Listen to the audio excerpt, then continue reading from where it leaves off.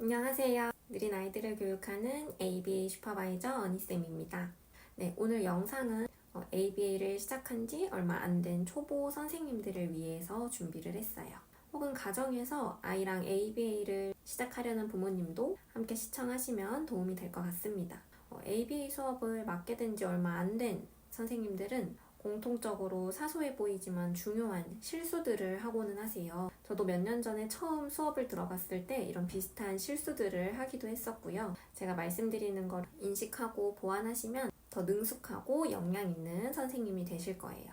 그러면 초보 ABA 선생님들이 흔히 하는 실수와 해결 방법에 대해서 말씀드리겠습니다. 첫 번째로는 너무 길게 말한다는 거예요. 수업을 맡게 된 지 얼마 안 된 선생님들께서 특히 많이 하시는 실수가 바로 너무 길게 얘기한다는 거예요. 이때 길게 말한다는 거는 지시어를 반복적으로 사용하는 거, 그리고 아이의 수준을 고려하지 않고 길게 말하는 거, 이 모든 걸 다 포함합니다. 자, 첫 번째로 지시어를 반복한다는 것에 대해서 이야기를 해볼게요. 선생님들은 종종 아이가 즉각적으로 반응하지 않을 때 지시어를 반복해서 사용하시곤 합니다. 예를 들어서 자, 앉자, 거기 아니 이리 와서 여기 앉아, 앉아, 여기 앉아, 이런 식으로 같은 말을 여러 번 반복하면서 아이의 반응을 기다리는 경우들이 많아요. 그런데 이렇게 반복적으로 지시를 내리면 여러 가지 정보가 한 번에 들어오는 것처럼 들릴 수 있어서 아이가 헷갈릴 수 있어요. 그 대신에 이렇게 해주세요. 아이랑 눈을 맞추고 명확한 목소리로 앉아 딱 한 번만 전달을 하시고요. 아이가 반응할 때까지 잠깐 기다려주세요.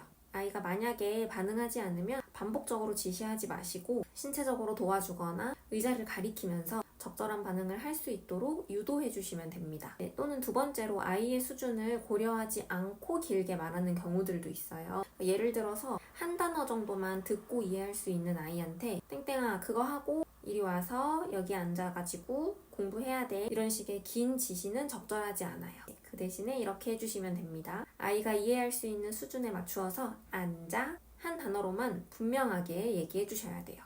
물론 아이의 수준이 높아지면 그거에 따라서 지시를 점점 복잡하게 해주어도 괜찮습니다. 두 번째로 많이 하시는 실수는 강화제를 바로 주지 않는다는 거예요. 강화제는 아이의 행동을 촉진하는 중요한 역할을 하는 아이템인데요.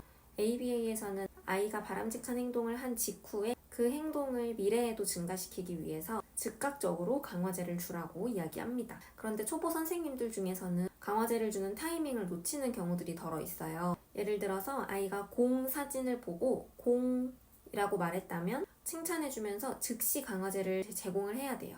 그런데 간혹 중간에 다음 과제를 준비하시느라 아이에게 강화제를 즉각적으로 주지 않고 한 5초 정도 지연돼서 주시는 경우들이 있어요. 행동을 강화시키려면 꼭 아이가 적절한 행동을 한 직후에 강화제를 바로 제공을 해주셔야 됩니다. 그런데 만약에 아이가 강화제를 받기 전에 우는 경우도 있어요. 아이가 공이라고 말해서 강화제를 주려고 했는데 강화제를 받기도 전에 우는 경우가 있거든요. 이렇게 울어버렸을 때 강화제를 그냥 줘버리면 공이라고 말한 행동이 강화되는 게 아니라 우는 행동이 강화될 수도 있어요.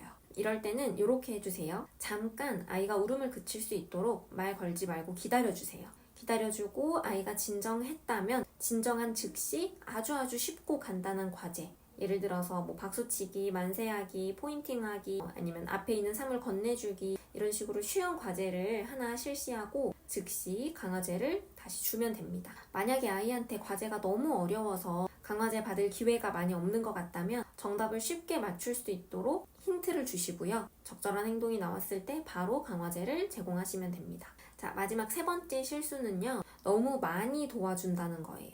우리 초보 선생님들 중에 아이가 스스로 과제를 할 수 있음에도 그 수행할 기회를 주지 않고 너무 많이 힌트를 주시는 경우가 있어요. 힌트를 잔뜩 주면 당장 아이의 기분은 좋게 유지시켜줄 수 있는데 장기적으로는 아이가 독립적으로 행동할 수 있는 기회를 주지 않는 것과 같아요. 아이가 ABA 교육을 받는 목적은 바람직한 행동을 스스로 해내는 것이라는 걸 기억해 주세요. 그래서 힌트는 가능한 적게 아이가 스스로 시도할 수 있는 시간을 주세요. 처음 배우는 행동이라면 많이 도와주어도 괜찮지만 점차 힌트를 줄이시고 최대한 독립적으로 아이 혼자 과제를 수행할 수 있도록 지도해 주시면 됩니다. 오늘 말씀드린 세 가지 포인트를 정리하면 다음과 같아요. 첫 번째, 아이의 수준을 고려해서 한 번만 이야기해 주세요.